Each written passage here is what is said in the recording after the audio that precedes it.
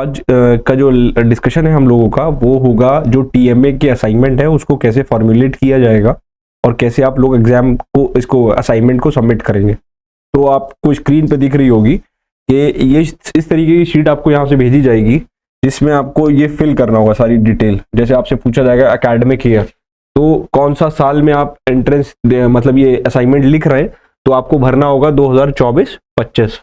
फिर आपको enrolment number मिला होगा, उस एनरोलमेंट नंबर को एक एक ब्लॉक में भरना है आपको, और आपका नाम, क्लास, कौन सी क्लास में आप अपेयर हो रहे हैं, कौन सा मीडियम आप अपना रहे हैं, तो ये सारी चीज़ें बड़े ध्यान से भरने की ज़रूरत है। फिर आपके जो सब्जेक्ट का नाम है, आपके सब्जेक्ट का नाम है इंट्रोडक्शन टू लॉ और उसका कोड है 338। हाँ, इंट्रोडक्शन टू लॉ में ये सही है, मतलब वो LAW है, वो ठीक हो जाएगी, वो LAW है और उसमें O हो गया है। वो कोड जो है, सब्जेक्ट कोड है जो है 338, तो ये आपको मालूम होना चाहिए। फिर आपका जो स्कूल, ये सेंटर का सेंटर नेम है ना, ये स्टडी सेंटर नेम, तो उसमें आपका जो भी स्टडी सेंटर नेम होगा वो आपको देना होगा और उसका कोड आपको बता दिया जाएगा, वो कोड भरना है। और फिर उसके बाद मोबाइल नंबर ये स्टूडेंट है, मोबाइल नंबर जरूरी नहीं है। तो आपको जो है यही सारी चीजें डिटेल भरनी है। आपको भरना क्या है, एकेडमिक ईयर यानी 2024 से 25, और ये बहुत ध्यान से भरिएगा क्योंकि इसी के बेसिस पे आपको जज किया जाएगा और मार्क्स दिए जाएंगे। अगर आपने ये ढंग से नहीं भरा तो दिक्कत हो जाएगी, ठीक है। तो आप ये समझ लीजिए कि जो एकेडमिक ईयर है, अगर आपके पास पेन और कॉपी है तो आप इसको लिख भी लीजिए कि एकेडमिक ईयर में 2024 और 25 फिल करना है। एनरोलमेंट नंबर में जो आपको आपका रोल नंबर दिया जाएगा वो आपको भरना है। नेम, आप अपना नाम भरेंगे, मीडियम उर्दू भरेंगे, क्लास भरेंगे, और फिर आपका जो चैप्टर सब्जेक्ट है उसको भरेंगे। सब्जेक्ट का नाम है इंट्रोडक्शन टू लॉ, कोड है उसका 338, कोड है, सब्जेक्ट कोड है 338। फिर जो आपका सेंटर नेम है वो आपको डालना है, और फोन नंबर चाहे तो दे सकते हैं, नहीं तो कोई जरूरत नहीं है, इसका मैंडेटरी क्लॉज में नहीं आएगा, ठीक है। ये बात समझ में आ गई? किसी को डाउट है तो यहां पूछ ले, अभी पूछ ले, क्योंकि फिर वो बाद में अगर किसी को सवाल है इस चीज पे कि हमको फॉर्म कैसे, एग्जाम का ये कैसे भरना है, तो आप यही पूछ लीजिए, जो भी स्टूडेंट्स पूछना चाहते हैं। मतलब आप लोग समझ में आ रहा है आप लोगों को? हाँ बताइए जी। 2024-25, अच्छा 23-24 ही रहेगा, ठीक। तो मेरी गलती है इसमें, ये 23-24 ही रहेगा, ठीक है। ये एकेडमिक ईयर जो आपका रहेगा वो 23-24 ही रहेगा। और एनरोलमेंट नंबर, सबको यूनिक रोल नंबर मिला होगा वही भरना है आपने। आई कार्ड आपको जो मिला होगा उस पे एनरोलमेंट नंबर दिया होगा, वो एनरोलमेंट नंबर आपको भरना है। एक नंबर एक बॉक्स में आएगा, मतलब ऐसा कोशिश मत करिएगा एक बॉक्स में 2 नंबर डाल दे, समझ रहे हैं? कंजूसी करिएगा मत बिल्कुल भी। और आप अपना नाम जानते ही हैं, अपना नाम लिखिएगा, अपने दोस्त का नाम मत लिख दीजिएगा, उसको नंबर मिल जाएंगे, ठीक है। फिर जो है आप अपने क्लास को लिखेंगे, class senior secondary, 11th class senior secondary आप लिखेंगे, मीडियम लिखेंगे उर्दू, और सब्जेक्ट का नाम लिखेंगे इंट्रोडक्शन टू लॉ, LAW। ये लो है, ये गलत किसी ने फिल कर दिया है, LAW होगा ये, ठीक है, LAW होगा। सब्जेक्ट कोड है 338, ठीक। अगर किसी को सवाल है तो आप यही पूछ लीजिएगा, फिर आगे बढ़ेंगे हम, ताकि हम आपका ये भरवाते हुए चले, ठीक। किसी दूसरे सेंटर में किसी को सवाल है तो वो आप अपना हैंड रेज कर सकते हैं, ताकि हम जो है आपके सवालों को यहीं के यहीं खत्म कर सकें, ठीक है। अगर ये बात समझ में आ गई है तो फिर अब आगे चलते हैं, क्वेश्चंस देखते हैं, ठीक है। आप लोगों को क्वेश्चंस के आंसर मिल गए होंगे, आपने देखे थे, पढ़े थे, वो लिखने की कोशिश करी, समझ में तो नहीं आया होगा ये मैं जानता हूं, कोई उसमें दिक्कत वाली बात नहीं है, समझ में नहीं आया होगा कोई दिक्कत वाली बात नहीं, लेकिन आपने पढ़ा था वो जो क्वेश्चंस के आंसर आपको भेजे थे?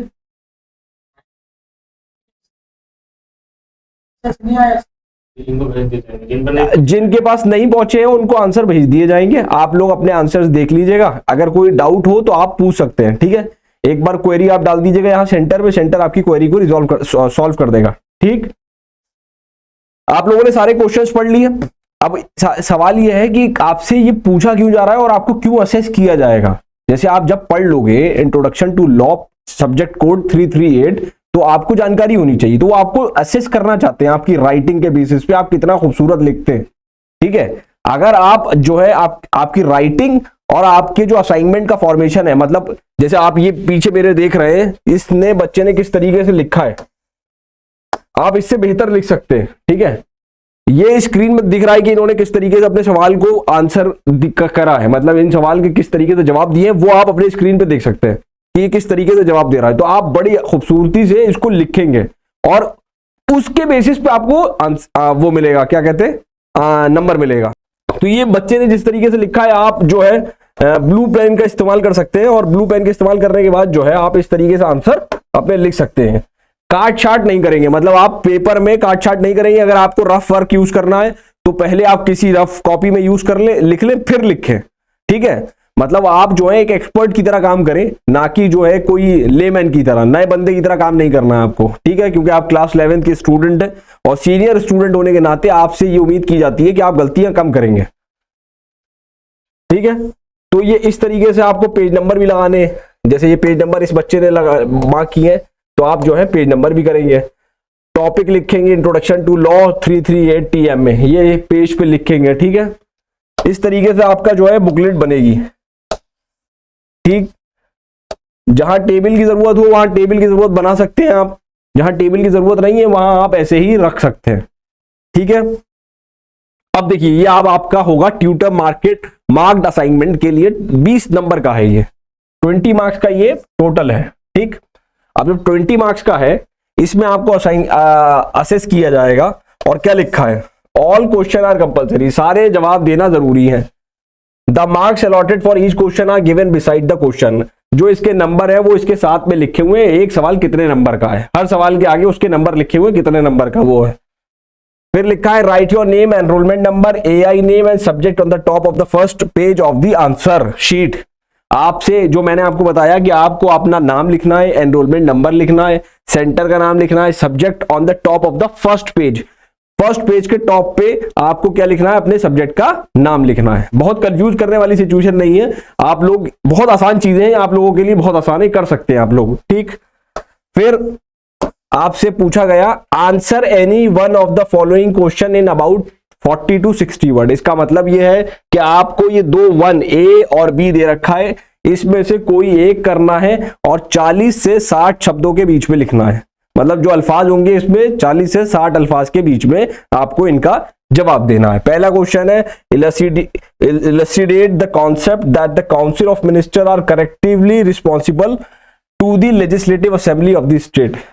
आपसे ये सवाल किया गया है कि आप बताइए जो कैबिनेट होती है उसकी जो एक मुश्तमा जिम्मेदारी होती है, उस जिम्मेदारी से आप क्या समझते हैं।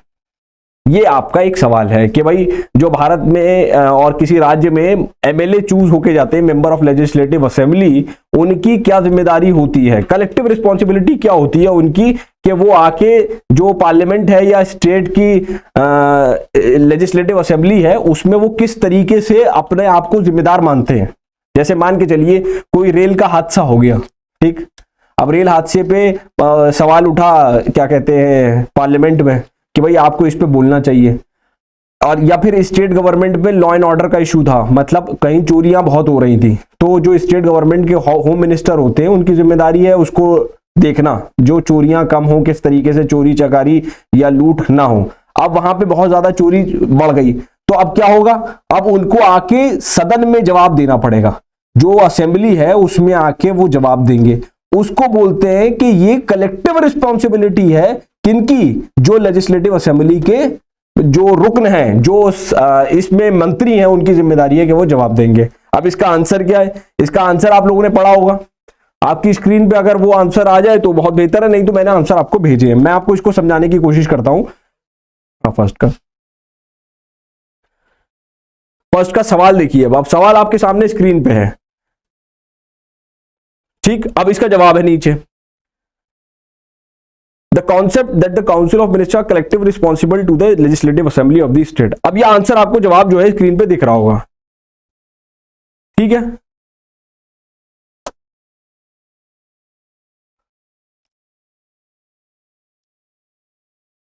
कोशिश, अब देखिए, अब इसको समझने की कोशिश करिए कि ये बताना क्या चाह रहा है। इस मतलब ये तो आपने आंसर लिख लिया, लेकिन आपकी समझ में क्या आया, समझने की जरूरत यह है कि जो रुकन होते हैं, जो सदर होते हैं, जो बैठते हैं इंतजामिया में और जिनकी जिम्मेदारी होती है, वो आके जवाबदेही है उनकी जवाबदेही कहां पे है? उनकी जवाबदेही उनके सदन में है कि वो सदन में आके जवाब दे और ये बताएं कि आपको जो है हादसा जो हुआ वो हमारी जिम्मेदारी थी, या कोई बजट बनता है तो बजट में भी उनकी जिम्मेदारी होती है, वो आके असेंबली में जवाब देंगे। ठीक है, तो ये पहला सवाल था। दूसरा जो क्वेश्चन था, अगर चाहे तो आप ये वाला आंसर कर ले, चाहे तो जो दूसरे नंबर का है वो कुछ आंसर कर ले। ठीक है, ठीक है। दूसरा सवाल क्या था? Write down any 4 forms of specific relief for enforcing individual civil right. दूसरा क्वेश्चन ये है, write down any 4 forms of specific relief right. अब जब हम लोग शुरू में चैप्टर 1 और 2 पढ़ रहे थे तो उसमें हमसे पूछा गया था कि कुछ ऐसे रिलीफ बताइए। रिलीफ का मतलब क्या होता है? कोई किसी को नुकसान हुआ, जैसे किसी जो घर का मालिक है उसने किराएदार को बगैर नोटिस दिए उसको निकाल दिया। ठीक, अब उसके पास क्या राइट है, मतलब उसका आप क्या हुकूक है उसके पास, वो क्या कर सकता है? तो वो स्पेसिफिक राइट, जो आपका ये स्पेसिफिक राइट का सवाल था, ये जो स्पेसिफिक राइट है लिखा हुआ स्पेसिफिक रिलीफ, वो स्पेसिफिक रिलीफ में जा सकता है। और स्पेसिफिक रिलीफ में ये कहेगा, अदालत के सामने अर्जी डालेगा और वो ये कहेगा कि जनाब इन्होंने मुझे बगैर नोटिस दिए अपने घर से बेघर कर दिया है, मतलब जिस घर में मैं रह रहा था, और मुझे जो है उस घर में वापस से दाखिल किया जाए। अगर ये मुझे निकालना चाहते हैं तो नोटिस दे के निकाल सकते हैं।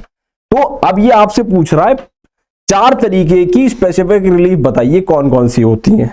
ठीक है, तो 4 तरीके की स्पेसिफिक रिलीफ क्या होगी? अगर किसी ने किसी की जमीन पे कब्जा कर लिया है तो अब उसका कब्जा वापस दिलाएगी स्पेसिफिक रिलीफ। ठीक है, recovery of possession of property, अगर किसी व्यक्ति ने गैर जरूरी तरीके से उस प्रॉपर्टी का कब्जा कर लिया है तो अदालत क्या करेगी? आप उसके यहाँ स्पेसिफिक रिलीफ की अर्जी डालेंगे तो अदालत उसको आपको जो है कब्जा दोबारा दिलाएगी, रिकवरी का करके देगी। दूसरा करेगी, किसी ने कोई मुआहदा किया था और उस मुआहदे के तहत उसने उसको मुआहदा कंप्लीट नहीं किया, जैसे आपको यहां से शिमला जाना है या कश्मीर जाना है या नैनीताल जाना है, तो एक कंपनी का नाम है मेक माई ट्रिप।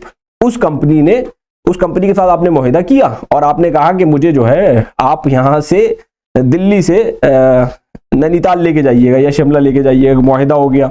उसने आपसे पैसे लिए, अब वो जिस दिन जाना था उस दिन उसने आपका फोन उठाना बंद कर दिया, जिसका ड्राइवर का नंबर दिया। अब आप क्या कर सकते हो? अब आपकी छुट्टियां तो थी उन्हीं दिनों में, अब आपने कोर्ट के सामने अर्जी लगा के क्या कहोगे? या तो ये कॉन्ट्रैक्ट फुलफिल करे, ये मुआहदा कंप्लीट करे, या इसके एवज में जो हमारा नुकसान हुआ है कंपनसेशन दे, हमें मुआवजा दे इसका। ठीक, तो आप क्या कर सकते हो? उसको बोलोगे कि आप ये जो मुआहदा है इसको कंप्लीट करें, इसको फुलफिल करें। इसको बोलते हैं specific performance of the contract. जो मुआहदा हुआ था उसको ही कंप्लीट करे, उसको ही फुलफिल करे। तीसरा होता है, जैसे घर के बराबर में किसी का घर बन रहा है तो उसने क्या किया? छज्जा निकाल लिया और उसका छज्जा अब आपकी प्रॉपर्टी में आ रहा है। ठीक, आप क्या करोगे? लड़ाई तो कर नहीं सकते, लॉ एंड ऑर्डर का इशू हो जाएगा, मारपीट भी नहीं हो सकती है। अब आप क्या करोगे? अदालत के आगे इंजंक्शन की एप्लीकेशन लगाएंगे और अदालत से कहेंगे कि आप जो है इंजंक्शन जो है आप इस पे स्टे ऑर्डर दे दीजिए और यथा स्थिति कायम कर दीजिए, स्टेटस को मेंटेन कर दीजिए कि ये अब जो घर का छज्जा बना रहा है उस पर रोक लग जाए और जो इन्होंने छज्जा बनाया उसको तोड़ दिया जाए। ठीक, मेरी बात समझ में आ रही है आप लोगों को? कोई दिक्कत हो तो आप सवाल पूछ सकते हैं। फिर चौथे तरीके की स्पेसिफिक परफॉर्मेंस क्या होती है? चौथे तरीके की स्पेसिफिक परफॉर्मेंस है रेक्टिफिकेशन ऑफ इंस्ट्रूमेंट्स। अगर कोई मुआहदा बना या कोई डॉक्यूमेंट बनाया दो पार्टी के बीच में कि ए अपनी घड़ी 10,000 रुपए की बी को बेचेगा और ये इतवार के दिन फला तारीख को बेचेगा, ठीक है। अब उसमें कुछ उन्होंने चेंजेस करने हैं, मतलब अब दोनों पार्टी के बीच में ये रजामंदी हुई या एक पार्टी को समझ में आया कि भाई अब मैं इतवार को नहीं इसको जुमे के दिन बेचूंगा, फ्राइडे के दिन बेचूंगा मैं, तो अब वो इसमें स्पेसिफिक रिलीफ के तहत क्या कर सकता है, वो उस कॉन्ट्रैक्ट में या उस डॉक्यूमेंट में चेंज करा सकता है। क्या करा सकता है? रेक्टिफिकेशन, सही करवा सकता है, दुरुस्त करवा सकता है उस इंस्ट्रूमेंट को। इंस्ट्रूमेंट बोलते हैं डॉक्यूमेंट को, ठीक है। बात समझ में आ गई? फिर आपका जो दूसरा सवाल था, पहले सवाल के दोनों पार्ट हम लोगों ने कर लिए। अब आपके ऊपर है इसमें से कौन सा करते हैं। पहला वाला करेंगे collective responsibility of the member of legislative assembly, या करेंगे 4 forms of specific relief act.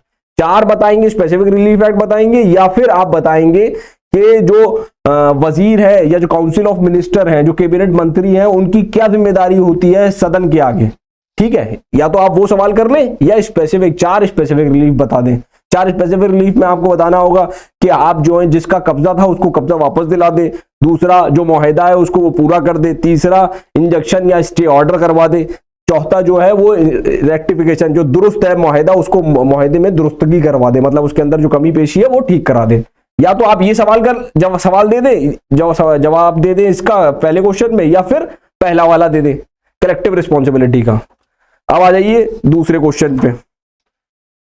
दूसरा क्वेश्चन देखिए,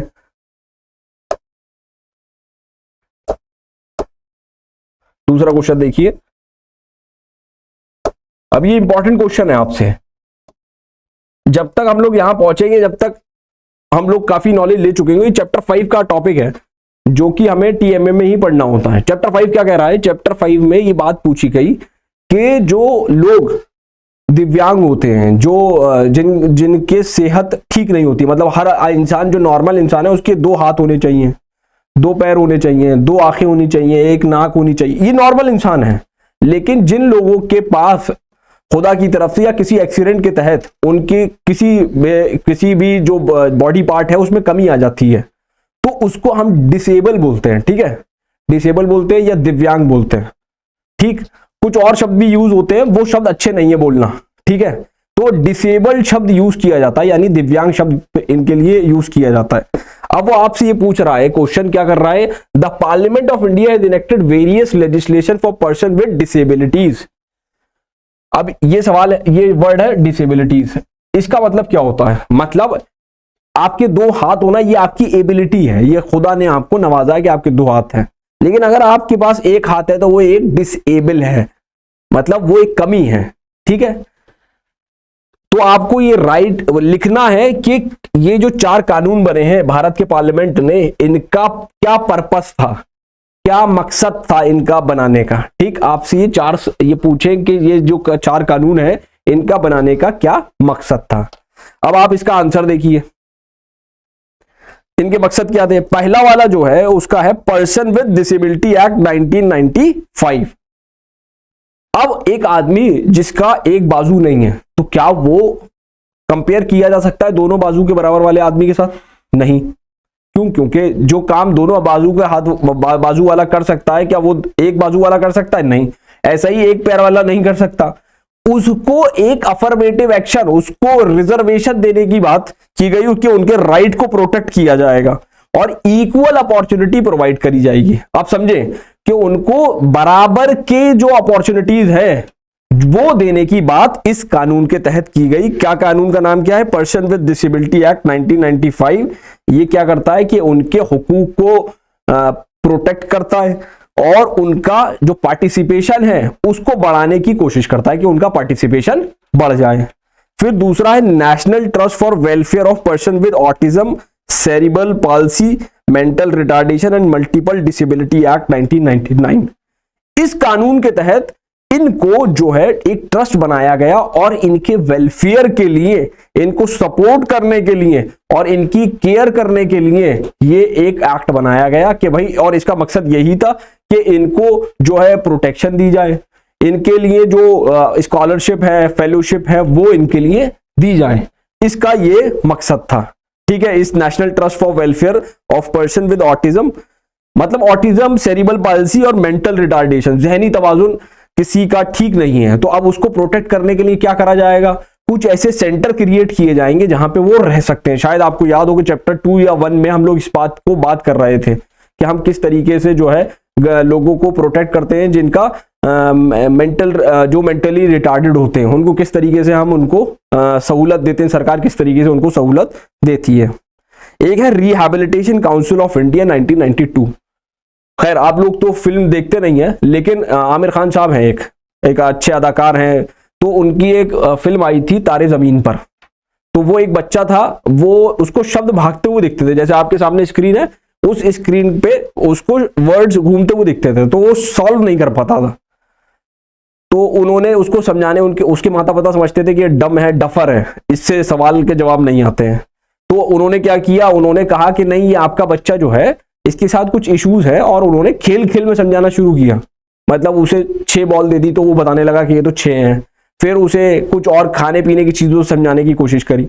इसी तरीके से भारत में एक रिहैबिलिटेशन काउंसिल ऑफ इंडिया है, जो बच्चे जिनका जहनी तवाजुन नॉर्मल नहीं होता है, तो उनके लिए कुछ स्पेशल टीचर की हायरिंग होती है और स्पेशल एडुकेटर बनते हैं उससे, और ऐसे टीचर्स जो है वो ऐसे ही बच्चों को पढ़ाते हैं और अच्छा उनको मानदेय मिलता है, पैसा भी अच्छा मिलता है। तो आप लोग भी इसमें से रिहैबिलिटेशन काउंसिल ऑफ इंडिया का एग्जाम होता है, उससे आप भी टीचर बन सकते हैं, और आप जब टीचर बन जाएंगे उस तरीके के, तो आपको भी अच्छी सैलरी और पैकेजेस मिलते हैं आरसीआई के थ्रू, और ये साल में एक बार पेपर होता है। तो ये जो है रिहैबिलिटेशन काउंसिल जो है ये रेगुलेट करता है ट्रेनिंग प्रोग्राम्स ऐसे बच्चों के लिए जिन बच्चों का जहन कम चलता है दूसरे बच्चों से, तो उन बच्चों को किस तरीके से पढ़ाया जाएगा, वो ये रिहैबिलिटेशन काउंसिल ऑफ इंडिया उसको रेगुलेट करती है। तो इसका आंसर है ये रेगुलेट करती है। ये जो रिहैबिलिटेशन काउंसिल ऑफ इंडिया का जो एक्ट है 1992, वो स्टैंडर्ड सेट करता है उन बच्चों को पढ़ाने के लिए जिन बच्चों का जहन कम काम करता है। ठीक है, फिर है द मेंटल हेल्थ एक्ट 1987।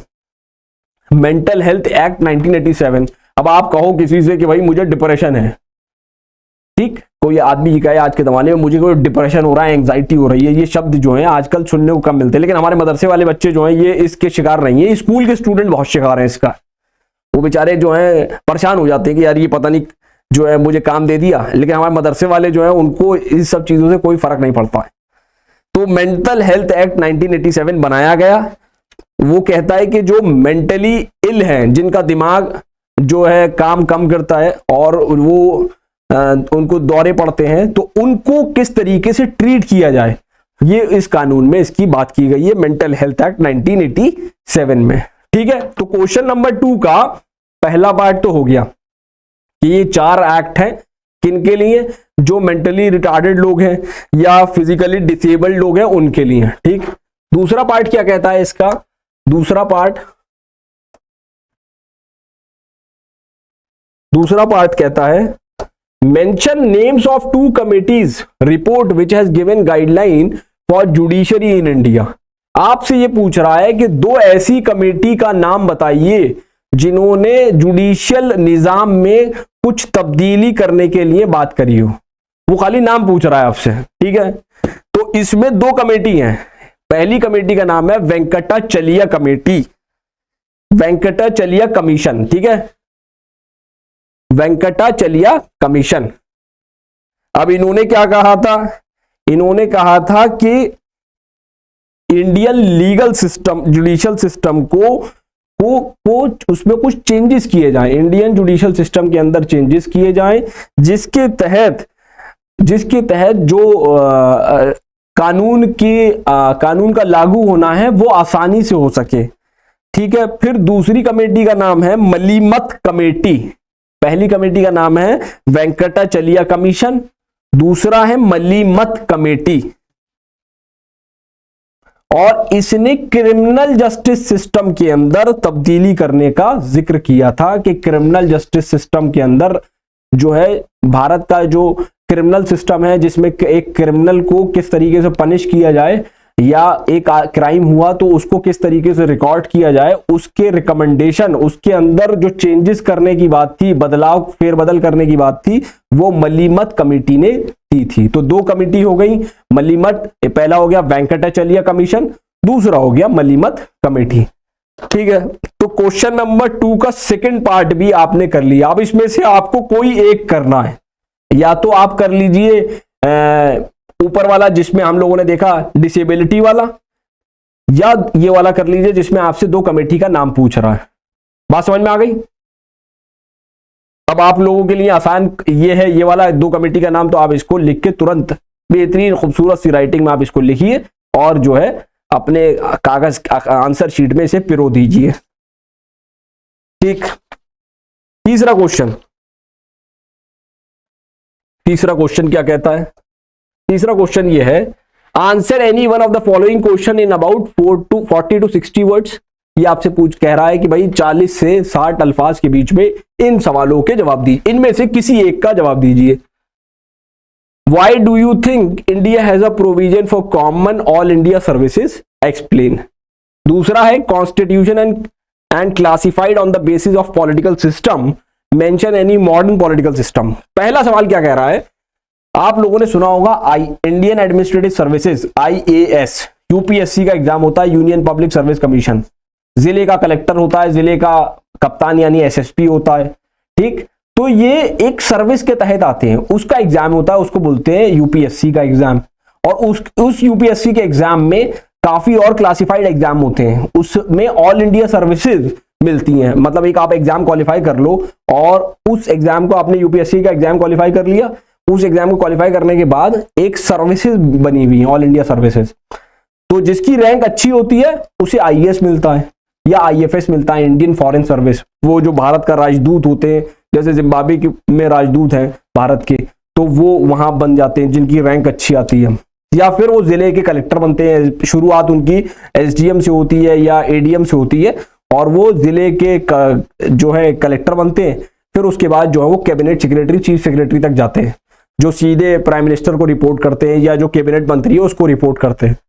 अब सवाल ये पूछ रहा है, सवाल क्या है इसका सवाल है, why do you think India has a provision for common all India services?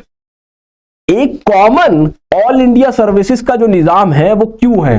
आपको क्यों लगता है कि ये क्यों है, क्यों जरूरी है? अब आप समझें, मैंने आपको बताया कि इंडिया में जो यूनियन है और स्टेट है, यानी एक भारत सरकार है, एक राज्य की सरकारें हैं, जैसे दिल्ली की सरकार है, उत्तर प्रदेश की सरकार है, बिहार की सरकार है, ठीक है, फिर राजस्थान की सरकार है।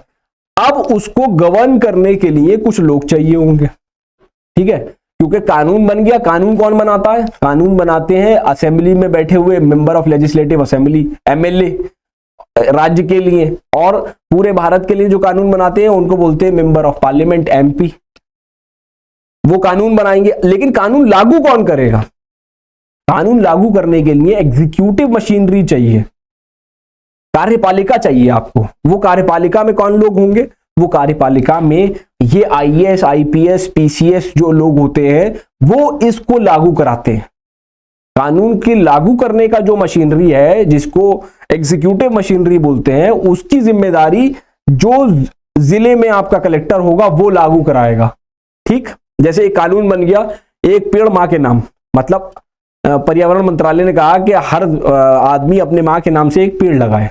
तो अब ये जिले में लागू कौन कराएगा ये पॉलिसी? तो जिले में जो कलेक्टर बैठा होगा या जिले में जो डिस्ट्रिक्ट फॉरेस्ट ऑफिसर होगा, उसके जरिए ये कानून लागू, ये बात लागू होगी, ये पॉलिसी लागू होगी। जैसे आप लोगों ने अपने गांव में सुना होगा नरेगा सुना है, national rural employment guarantee act. 100 दिन का रोजगार देते हैं वो लोग, तो मजदूरी देते हैं 100 दिन की, और उसमें जो है पैसा देते हैं। तो ये कानून लागू कौन कराता है? ये कानून लागू कराती है मिनिस्ट्री ऑफ रूरल डेवलपमेंट के जो ऑफिसर जिले लेवल पे, गांव लेवल पे होते हैं, जो वो लागू कराते हैं, ठीक। अब सरकार ने बना, मतलब इन्होंने पार्लियामेंट में बैठ के कानून बन गया। अब वो कानून तो बन गया, उसको लागू कराने के लिए जो सपोर्ट स्टाफ चाहिए वो ऑल इंडिया सर्विसेज का होना चाहिए। वो क्या होना चाहिए? ऑल इंडिया सर्विसेज का। और वो पूरे भारत में एक समान तरीके से लागू हो, इसलिए हमें जरूरत है ऑल इंडिया सर्विसेज की। जो आपसे सवाल पूछा गया कि आपको क्यों लगता है ऑल इंडिया सर्विसेज होनी चाहिए, वो इस वजह से होनी चाहिए कि जो कानून लागू हो वो एक जैसा सब जगह लागू हो, और किसी जगह कोई विरोधाभास यानी कोई इंटिक्रेसीज ना हो, कुछ कमियां ना रह जाएं, ठीक है। इसलिए ऑल इंडिया सर्विसेज की हमें जरूरत है सेंट्रल और स्टेट गवर्नमेंट के लेवल पे। इसका जो दूसरा पार्ट है, अब वो आपसे पूछ रहा है political system, different type of political system. तो हम लोग शायद चैप्टर 1 में और चैप्टर 2 में पॉलिटिकल सिस्टम के बारे में कर चुके हैं। भारत एक जमहूरी मुल्क है, इसका क्या मतलब है? भारत एक जमहूरी मुल्क है, इसका क्या मतलब है? India is a democratic country, इसका क्या मतलब है? इसका मतलब यह है कि जो यहां का गवर्नमेंट है उसको लोगों के द्वारा चुना जाता है। मतलब लोग अपने जो नेता है, जो उनका गवर्नमेंट है, उसको खुद चुनती है, ठीक। तो उसको बोलते हैं democratic system. India is a democratic country because the government is elected by the people, मतलब जो लोग हैं वो लोग अपनी गवर्नमेंट को, अपनी सरकार को चुनते हैं, ठीक है, इसको बोलते हैं डेमोक्रेसी। तो ये एक तरीके का पॉलिटिकल सिस्टम हो गया। अब ये आपसे पूछ रहा है different type of political system कौन कौन से हो सकते हैं। तो पहला सिस्टम तो हो गया डेमोक्रेटिक पॉलिटिकल सिस्टम। आप लोग को समझ में आ रही है बात? आप लोग को समझ में आ रही है? अगर नहीं आ रही है तो आप लोग सवाल पूछ सकते हैं, मतलब कोई डाउट है तो आप सवाल पूछ लें ताकि आपके डाउट की क्लैरिटी यहीं के यहीं आपको सॉल्व कर दिया जाए। दूसरा तरीके का पॉलिटिकल सिस्टम है मोनार्की। मोनार्की समझते हैं? राजशाही। आपने किम जोंग यून का नाम सुना है? अखबार पढ़ते हैं शायद नहीं होंगे आप लोग, समय कम रहता है आप लोगों के पास। तो किम जोंग यून जो है वो एक मोनार्क है, मतलब पहले वो थे, फिर उनके पिताजी, पहले उनके पिताजी थे, फिर उनके दादाजी थे, फिर उनकी औलादों में से कोई आएगा, तो उसको बोलते हैं मोनार्की, जहां पे राजशाही हो, राजा हो। ऐसे ही इंग्लैंड में क्वीन थी, रानी थी, रानी विक्टोरिया, रानी एलिजाबेथ 1 2 3 4 5 6 7 8 9 10 11 12 13 14 15, ठीक। फिर प्रिंस चार्ल्स आए 1 2 3 4, मतलब इनके नाम के आगे 1 2 3 लगते चले गए। जैसे अपने यहाँ अकबर आए तो अकबर 1 होगा एक उनकी परपोतों में से, ठीक। तो ये मोनार्की है, राजशाही का सत्ता, जहां मतलब जहां गवर्नमेंट जो है राजा के हाथ में होगी, क्वीन के हाथ में होगी, उसको बोलते हैं मोनार्की। क्या बोलते हैं? मोनार्की। तीसरा सिस्टम है कम्युनिज्म। कम्युनिज्म। अब यहां पे क्या होता है कि जो राज्य है, मतलब स्टेट जो है, वो सारी संपत्ति को कंट्रोल करता है। A system where the state control all means of production and aims for classless society, मतलब जो स्टेट है वो पूरे निजाम को, यानी प्रॉपर्टीज को, प्रोडक्शन को, वो सब कंट्रोल कौन करता है? वो करता है स्टेट। और ऐसा सिस्टम आपको चाइना में देखने के लिए मिलता है कम्युनिज्म का, ठीक। वहां पे एक बहुत बड़े बिजनेसमैन हुए जैक मा, वो राज्य से ज्यादा कुछ प्रोडक्शन करने लगे, पैसा बनाने लगे, तो उनको जो है चाइनीज गवर्नमेंट ने गायब करा दिया 100-125 दिन के लिए। समझ रहे हैं? तो ये एक निजाम है, ये भी एक निजाम है। पहला निजाम कौन सा है? डेमोक्रेटिक जमहूरी निजाम। दूसरा मोनार्कियल निजाम। तीसरा कम्युनिज्म का निजाम। चौथा है ओलिगार्की। अब आप कहोगे यार ये क्या शब्द बता दिया सर ने, ओलिगार्की, ठीक। ओलिगार्की भी एक तरीके का निजाम है, पॉलिटिकल सिस्टम है। वो क्या कहता है? वो ये कहता है कि जो पावर होगी, जो ताकत होगी, वो एक ग्रुप के आसपास होगी। Oligarchy, a system where power reside with a small group of people often from a same social, economic and political class. जो पावर होगी, जो ताकत होगी, जो पैसा होगा, जो पूंजी होगी, जो प्रॉपर्टी होगी, वो एक ही ग्रुप के पास होगी, और वो ग्रुप एक इकोनॉमिक बैकग्राउंड का हो सकता है, एक पैसे की तरीके का हो सकता है, एक परिवार का हो सकता है, ठीक। जैसे आप यहां देखें यूएई में, यूएई देखिए या कतर, ओमान देखिए, तो वहां पे जो पॉलिटिकल सिस्टम है वो ओलिगार्की का है, मतलब ग्रुप ऑफ पीपल है। खैर वहां मोनार्की भी हो सकती है क्योंकि राजशाही है, वहां पे राजा जो है एक परिवार का ही होता है, तो वहां पे मोनार्की भी है, लेकिन ओलिगार्की भी है। क्यों? एक ही ग्रुप के लोग जो है वो सत्ता में वही रहते हैं, दूसरा कोई आ ही नहीं सकता। जैसे यहां पे अखिलेश यादव भी जीत जा रहे हैं, नरेंद्र मोदी भी जीत जा रहे हैं, ठीक। उसके अलावा हेमंत सोरेन भी जीत जा रहे हैं, अरविंद केजरीवाल भी जीत जा रहे हैं। वहां एक ही परिवार के लोग हैं। मतलब यहां पे आपको डाइवर्स, डेमोक्रेसी में क्या है, लोगों के अपने मतलब अपने लिए चुनती है सरकार। वहां पे वोटिंग सिस्टम नहीं है। अगर किसी ने कोई बात कह दी तो अगले जुमे को खुतबा नहीं पढ़ते हैं, ठीक। अगर कोई बात बुरी लग गई राजा साहब को, तो वो अगले जुमे का खुतबा वो नहीं पढ़ेंगे, वो इमाम साहब, और फिर उनके लिए पैरवी करने वाले भी नहीं होंगे। यहां तो आप जैसे लोग वकील भी बन जाएंगे, पैरवी भी कर लेंगे, वहां मसला हो जाएगा। खैर, तो ये सवाल का जवाब आपको मिल गया कि क्वेश्चन नंबर 3 कि कितने पॉलिटिकल सिस्टम है। पहला political system democratic political system, दूसरा मोनार्कियल पॉलिटिकल सिस्टम, कम्युनिज्म और ओलिगार्कियल पॉलिटिकल सिस्टम। ये 4 सिस्टम है। तो मुझे लगता है आप ये जवाब दे सकते हैं। क्वेश्चन नंबर 4, ये जो है ये थोड़ा बड़ा आंसर आपको लिखना है। वहां आप लिख रहे थे 40 to 60 वर्ड्स, यहां आपको थोड़ा बड़ा क्वेश्चन आंसर लिखना है, 100 to 150 वर्ड्स, ठीक है। बहुत कम अल्फाज होते हैं, 100 से 125 अल्फाज, बहुत कम।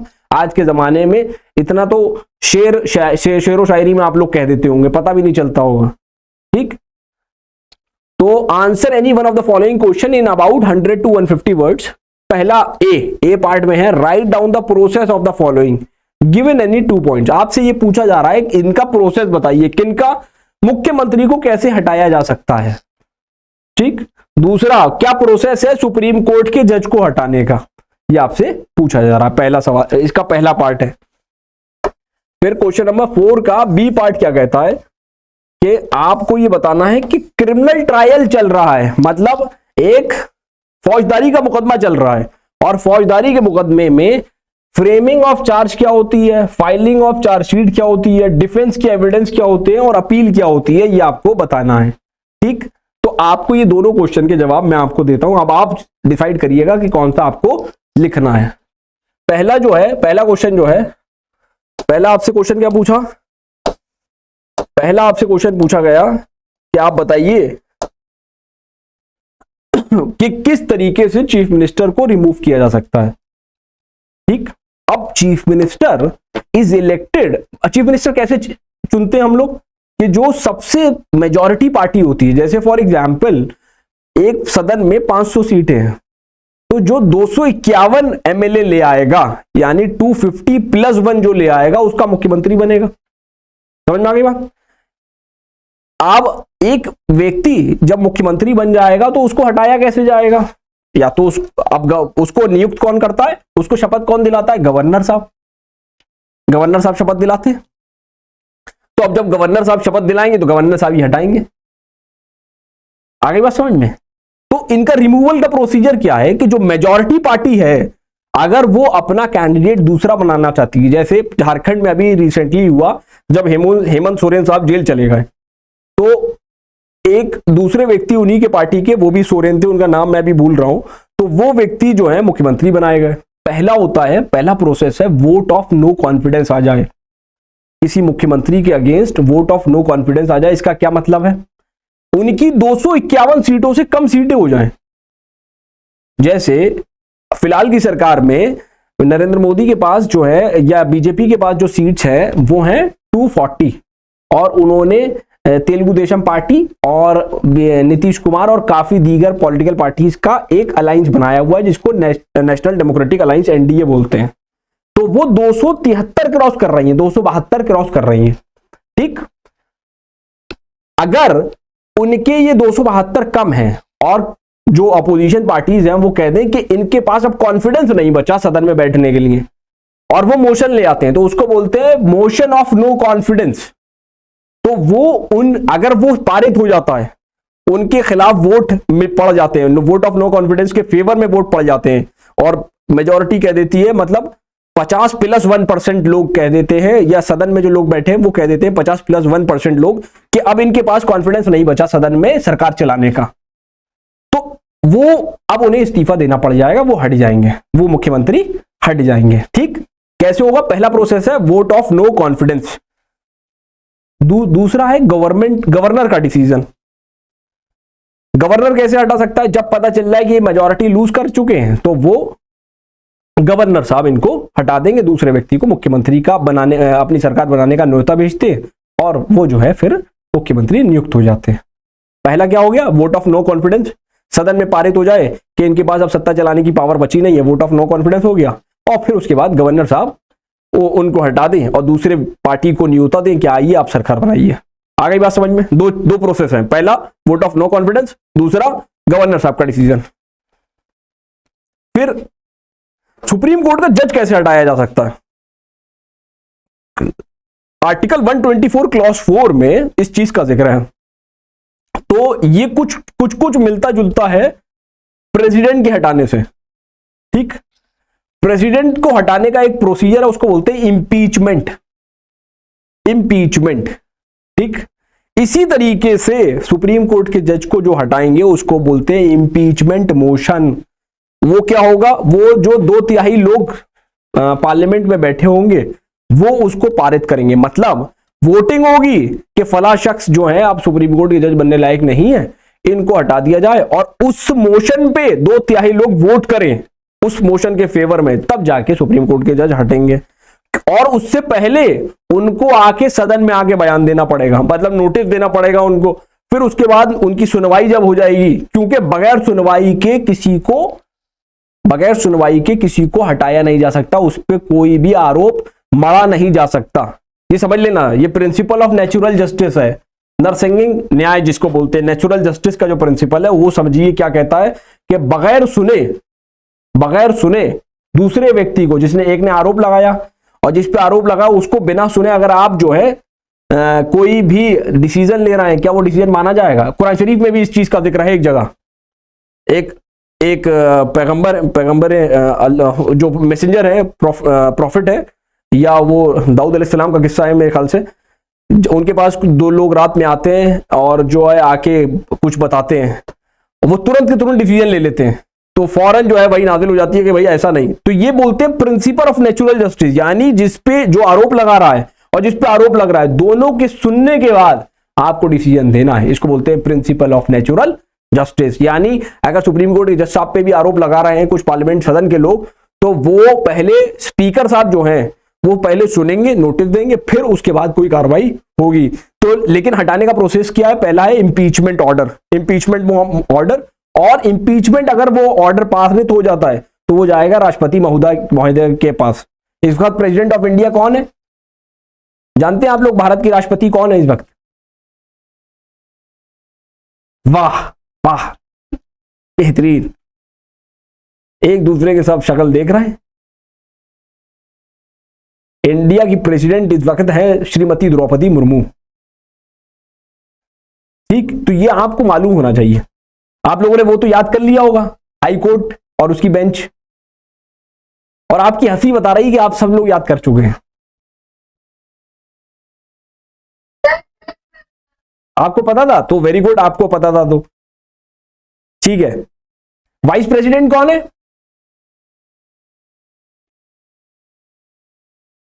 वाइस प्रेसिडेंट कौन है?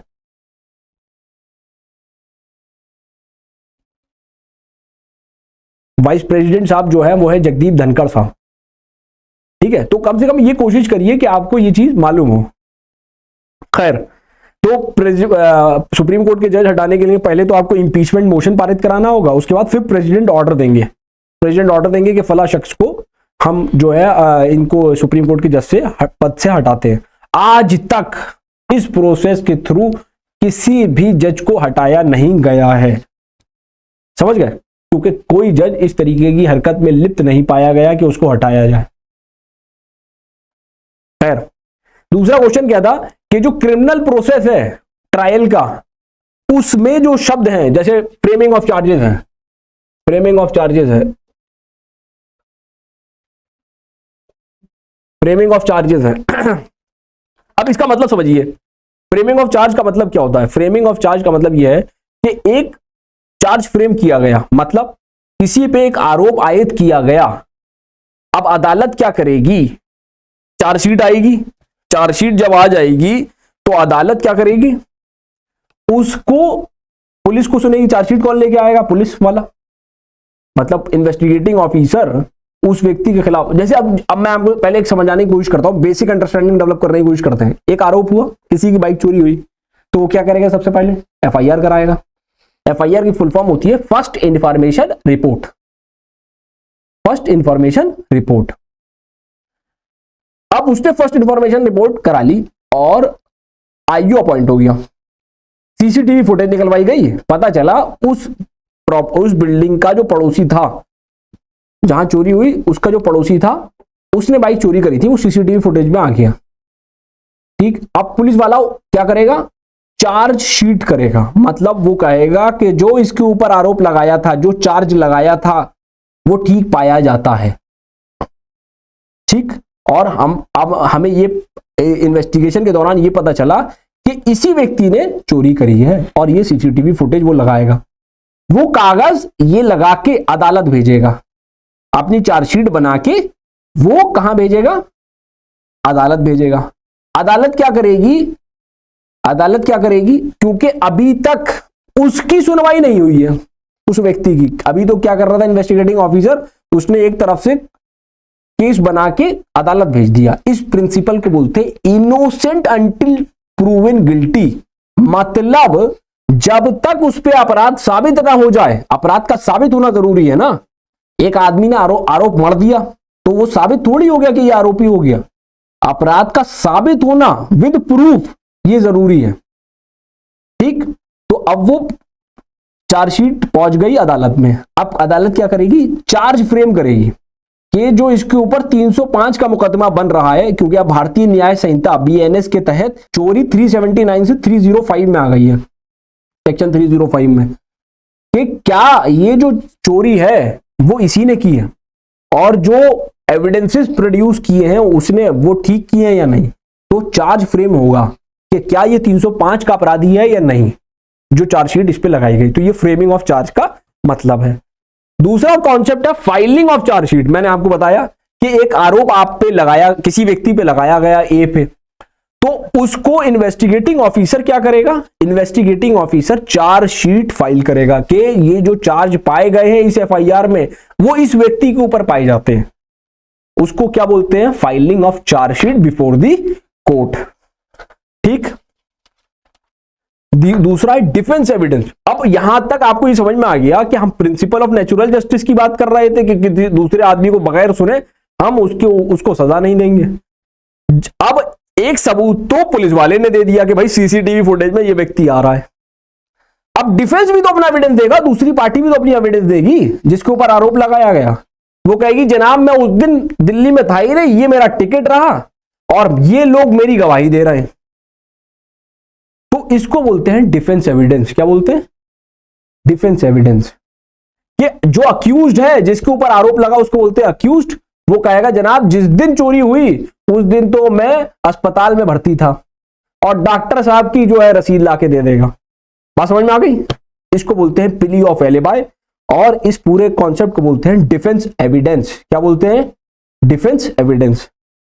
अब अपील क्या है, निचली अदालत ने एक आदेश पारित कर दिया, जो अब उससे ऊपर की अदालत है, हाई कोर्ट या सुप्रीम कोर्ट। खैर अपील क्या होती है, अपील ये होती है कि एक प्रोसेस है कि हाई कोर्ट रिव्यू करेगा लोअर कोर्ट के डिसीजन, उसको बोलते हैं अपील।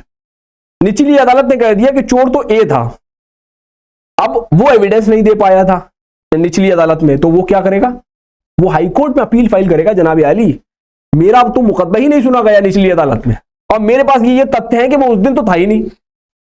अब वो क्या करेगी, निचली अदालत के जो जजमेंट है, उच्च अदालत उसको, हाई कोर्ट जो है उसको रिव्यू करेगी उसके डिसीजन को, और जो है हो सकता है बाइज्जत बरी कर दे। ऐसा होता है, कई केसेस में ऐसा हुआ है।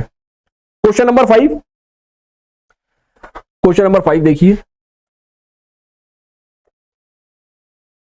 अब क्वेश्चन नंबर 5 में भी आपसे 100 से 150 अल्फाज मांगे हैं इन्होंने,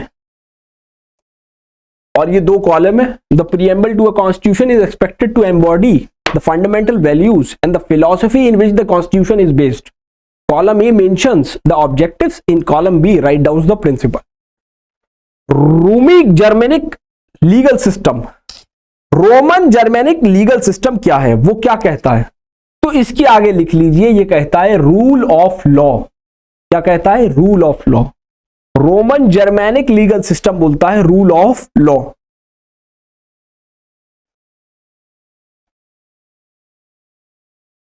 दूसरा है सोशलिस्ट लीगल सिस्टम, इसको हिंदी में बोलते हैं समाजवादी लीगल निजाम। तो इसका मतलब यह है कि जो समाज के अंदर इनइक्वालिटीज हैं, कमी पेशी हैं, उसको खत्म करने का काम ये करता है सोशलिस्ट लीगल सिस्टम। क्या करता है, ये सोशल इक्वालिटी प्रोड्यूस करता है, सामाजिक एकता पैदा करता है। Social equality, it will promote social equality. Schengen area, इसको क्या बोलते हैं, इसको बोलते हैं फ्री मूवमेंट। मतलब फ्री मूवमेंट, लोगों को आवागमन की आजादी होती है, आने जाने की आजादी होती है, इसको बोलते हैं फ्री मूवमेंट। ये भी एक तरीके का सिस्टम है। ये फ्री मूवमेंट का, इनमें लोगों को रोकथाम कम होती है। लिबरल सिस्टम भी इसको कई कई जगह बोला जाता है, लिबरल सिस्टम। चौथा निजाम है बुर्जुआजी लॉ।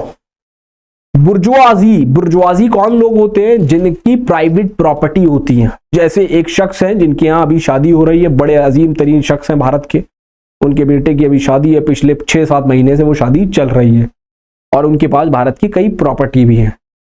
ठीक, तो वो बुर्जुआजी लॉ कौन सा है? वो प्रोटेक्शन ऑफ प्राइवेट प्रॉपर्टी, यानी प्राइवेट, जैसे हमने देखा कम्युनिज्म में क्या था, कम्युनिज्म में सारा प्रोडक्शन किसके पास था? स्टेट के पास, यानी सरकार के पास।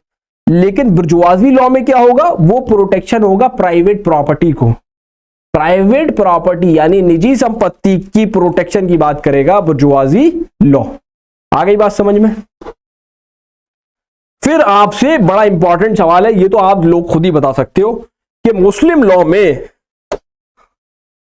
लॉ में आपसे ये पूछा गया कि ये जो चीज लिखी है इसको एक शब्द में क्या बोलेंगे? Among Muslim, in case of any problem arising where no rule of law could be applied, then consensus of the founders of law is expressed in forming an important source of law. इसका मतलब यह है कि इस्लामी कानूनी निजाम के तहत, इस्लामी शरीयत के तहत अगर कहीं पे कुछ चीजें खामोश हैं तो उसमें जो प्रिंसिपल आयद होता है, लीगल प्रिंसिपल आयद होता है शरीयत में, तो उसको क्या बोलते हैं? क्या बोलते हैं? इजमा। वेरी गुड, उसको बोलते हैं इजमा। तो आपको यहां लिखना है इजमा। दूसरा है कि collection of rules deducible by method of analogy and interpretation under Islamic law, मतलब जो लीगल प्रिंसिपल है इस्लामिक शरीयत के, उसको एनालॉजी के थ्रू सॉल्व करने के लिए उसको बोलते हैं कियास। तो यानी इसमें पहले वाले का आंसर होगा इजमा, दूसरे वाले का आंसर होगा कियास। ठीक, अब क्वेश्चन नंबर 6 बड़ा इंटरेस्टिंग है। क्वेश्चन नंबर 6 है, government of West Bengal leases 5 acre of Kolkata zoological garden property to the Taj group to build hotels.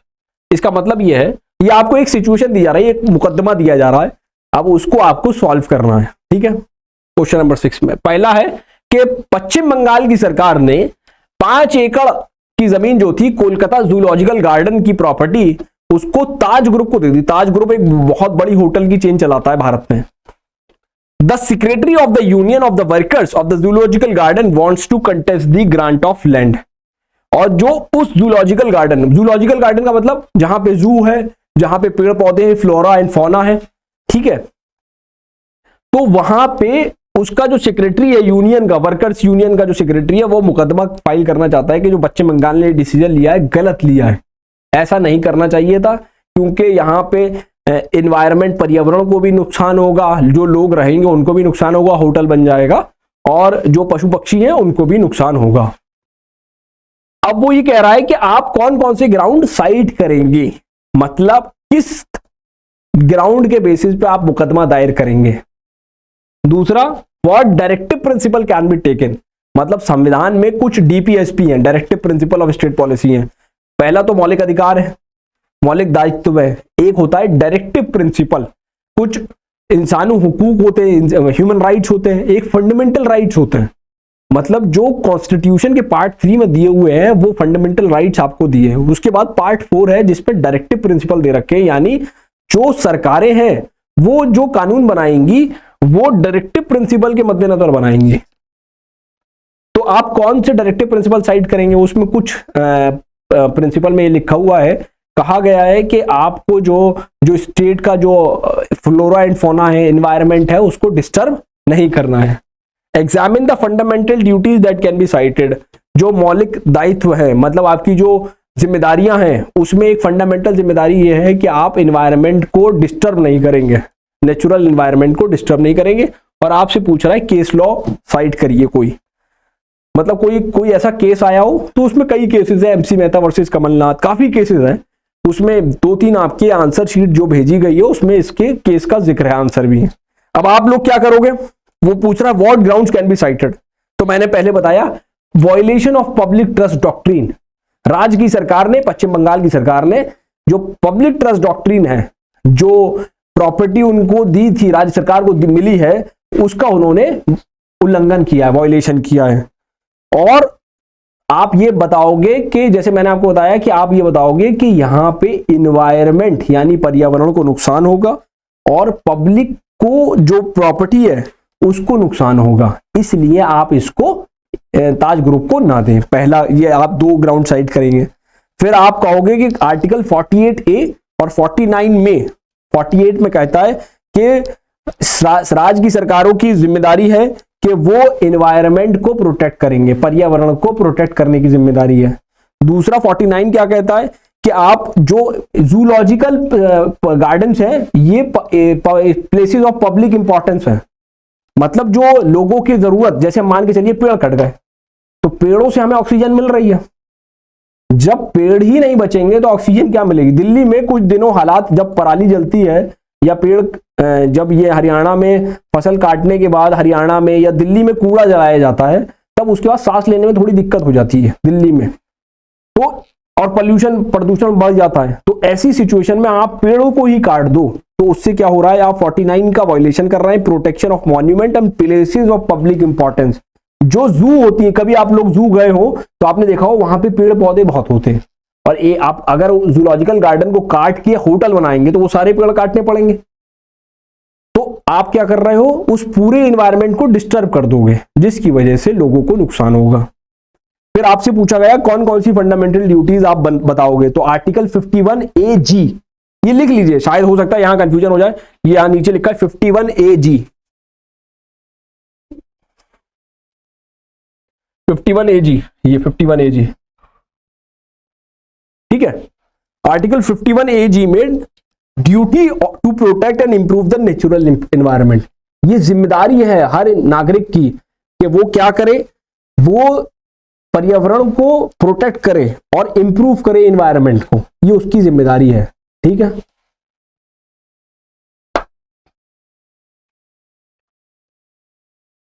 और 51AI, 51A, zoological garden is a public property, मतलब पब्लिक की संपत्ति है, और अगर आप उसको होटल चेन को दे दोगे तो वो आप उसका नुकसान करोगे, इसलिए duty to safeguard public property को बचाना ये आपकी जिम्मेदारी है।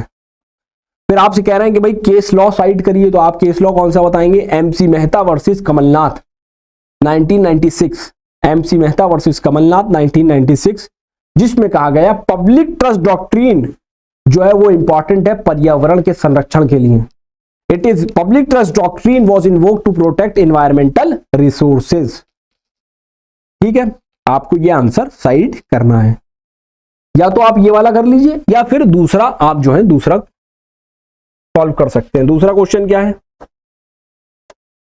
दूसरा क्वेश्चन है, ये एक मुकदमा दूसरा है, दूसरा मुकदमा क्या कह रहा है, आप businessman Sukhwinder resident of Punjab aged 40 years booked from an app Mercedes Soon Cabs a Sona Prime sedan for a journey of 80 kilometre. मतलब एक सुखविंदर साहब व्यापारी हैं, पंजाब के रहने वाले, 40 साल के, उन्होंने एक ऐप से कैब बुक करी, कैब समझते हैं, टैक्सी बुक करी जो उन्हें 80 किलोमीटर तक लेके जाती। He was promised an air conditioned vehicle, उसके अंदर एसी था, उनसे कहा गया था, मुआहिदा हुआ था कि आपको एयर कंडीशन व्हीकल मिलेगा, जो गाड़ी आएगी, कैब आएगी, उसमें एसी लगा होगा। Sukhwinder found that during the entire trip in the cab the air conditioner was not functioning, putting him extreme discomfort. जब वो रास्ते में जा रहे थे तो उन्हें ये महसूस हुआ कि इस पूरे रास्ते में, इस पूरी जर्नी में एसी काम नहीं कर रहा है, जिसकी वजह से उन्हें गर्मी महसूस हुई। He had no option to lodge a complaint during the course of journey and was forced to pay ₹2000 as cab fare। और उनके पास कोई चारा नहीं था कि वो खाली कंप्लेंट ही कर सकते थे, क्योंकि उन्हें तो पहुंचना था, सफर था उनका, उनको पहुंचना था, और उन्हें इसके 2000 रुपए देने पड़े। Soon after, Sukhvinder contacted Sona's customer care, telling the representative that AC was a part of the fare and he needed a refund। Sukhvinder साहब ने जो सोना कैब के मालिक है वहां कस्टमर केयर पे कंप्लेंट डाली कि भाई साहब ये 2000 रुपए थे, उसमें एसी मिलता, मुझे एसी का भी जिक्र था, अगर आपने मुझे एसी नहीं दिया है तो आप मुझे रिफंड करेंगे, क्योंकि आपने मुझे डिस्कंफर्ट कॉज करी है। However, the cab firm representatives told him that he charged as per rate chart, there was no additional charge for AC। उसने ये कहा, जो कैब की कंपनी ऐप का जो कस्टमर केयर था, उसने कहा कि ये जो जिक्र है आपका कि भाई आपने हमें चार्ज ज्यादा कर लिया और एसी का चार्ज इसमें इंक्लूडेड था, तो उसने कहा कि भाई ऐसा कुछ नहीं, हमने as per chart, rate chart आपको पैसे लिए हैं। अब सुखविंदर ने कस्टमर केयर के जगह दूसरे मतलब उनके सीनियर ऑफिशियल को फोन करना शुरू किया और मेल किए, जिसका कोई जवाब नहीं आया। सोना कैब ने एक मेल का जवाब दिया जिसमें ये कहा कि हाँ, AC was included in the service but refused a refund. उन्होंने कहा एसी हमें देना था, हाँ, लेकिन हम आपको आप पैसे नहीं दे पाएंगे, लेकिन आपको हम 100 रुपए का एक कूपन देते हैं। जब आप अगली बार जाएंगे तो हम आपको 100 रुपए का एक कूपन देंगे, उससे आपको फायदा हो जाएगा। Sukhwinder approached district consumer dispute commission. अब सुखविंदर साहब जो हैं वो कंज्यूमर कोर्ट चले गए, डिस्ट्रिक्ट कंज्यूमर कोर्ट चले गए। अब आप बताइए, सुखविंदर अब आपके क्लाइंट हैं, आप बताइए। अब सुखविंदर से ये पूछा गया, पहला, right down the various ground, आप किस ग्राउंड के तहत मुकदमा फाइल करेंगे सुखविंदर का। दूसरा, क्या क्या रिलीफ सुखविंदर के लिए आप मांगेंगे। साइट रेलिवेंट केस लॉ, मुकदमा कौन सा, कोई केस लॉ है, कोई नजीर है जिसके तहत आप ये कहेंगे कि भाई मुझे जो है कंपनसेशन मिलना चाहिए। तो पहला तो आप ये लिखोगे, right down the various ground. पहला ग्राउंड ये लिखेंगे कि ये मुआहदे को तोड़ने की नियत से, यानी ब्रीच ऑफ कॉन्ट्रैक्ट किया है, जो कि प्रॉमिस किया गया था कि मुझे एयर कंडीशन प्रोवाइड करना था, वो आपने नहीं किया, यानी मुआहदे को तोड़ा। Breach of contract as the promise service was not provided. दूसरा, misrepresentation of the service features, जो सर्विस देने के लिए आपने बोला था उसको आपने मिस रिप्रेजेंट किया, मतलब आपने क्या किया, मतलब गलत काम किया, झूठ बोला। ये आप ग्राउंड लेंगे पहले। फिर आपसे पूछा गया कि सुखविंदर के लिए क्या रिलीफ तदारुक करेंगे। तो सुखविंदर के लिए आप मांगेंगे कैब का रिफंड, जो 2000 रुपए दिए। पहला तो वो कहेंगे भाई पहला पैसा वापस करो, क्योंकि जो तुमने मुआहिदा किया था वो कंप्लीट नहीं हुआ, तो आप मांगोगे refund of the cab fare. दूसरा, मेंटल एंड फिजिकल डिस्कंफर्ट पे 2000 रुपए तो आपने ले लिए कैब के रिफंड, और जो आपको डिस्कंफर्ट हुआ उस पे आप 15,000, 20,000, 25,000, 1,00,000 रुपए तक ले सकते हैं। मुकदमा आप ऐसे कर सकते हैं, ठीक। फिर आपसे कह रहे हैं साइट्स रेलेवेंट केस लॉज, तो आप कंज्यूमर प्रोटेक्शन एक्ट 2019 का हवाला देंगे कि कंज्यूमर प्रोटेक्शन एक्ट 2019 के तहत ये कहा गया है कि हर कंज्यूमर को प्रोटेक्ट करने की अनफेयर मींस से, मतलब ये अनफेयर मींस हुआ, अनफेयर मींस का मतलब ये हुआ कि जो इन्होंने मुआहिदा किया था वो फुलफिल नहीं किया, जिसके कारण इनको नुकसान हुआ सुखविंदर जी को। और कंज्यूमर प्रोटेक्शन एक्ट का हवाला देंगे कि ये कहता है कि हर व्यक्ति, हर कंज्यूमर जो कुछ सामान खरीद रहा है या कोई सर्विस आप देने की बात कर रहे हैं, अगर उसमें कुछ भी कमी पेशी होती है तो उसके लिए कंपनी जिम्मेदार होगी। और एक केस आप साइड करोगे, Indian airlines versus consumer education and research society 1992, जिसमें कहा गया कि अगर किसी व्यक्ति ने कोई सर्विस देने के लिए बोला है और उसमें कोई कमी पेशी होती है तो वो उसके लिए मुआवजा देगा। Compensation for deficiency in service, मुआवजा देना पड़ेगा उसको, ठीक, समझ में आ गया। या तो आप पहला वाला केस लिख सकते हैं जूलॉजिकल गार्डन का, या मिस्टर सुखविंदर का लिख सकते हैं, सुखविंदर साहब का भी के बारे में लिख सकते हैं, या फिर आप लिख सकते हैं जूलॉजिकल गार्डन के बारे में, तो कोई भी आप लिख सकते हैं। तो जूलॉजिकल गार्डन में एमसी मेहता का केस साइट करेंगे और इनके केस में इंडियन एयरलाइंस का केस साइट करेंगे। वहां पे आप जो है पब्लिक ट्रस्ट डॉक्ट्रिन साइट करेंगे जूलॉजिकल गार्डन में, यहां आप हवाला देंगे कंज्यूमर प्रोटेक्शन एक्ट का।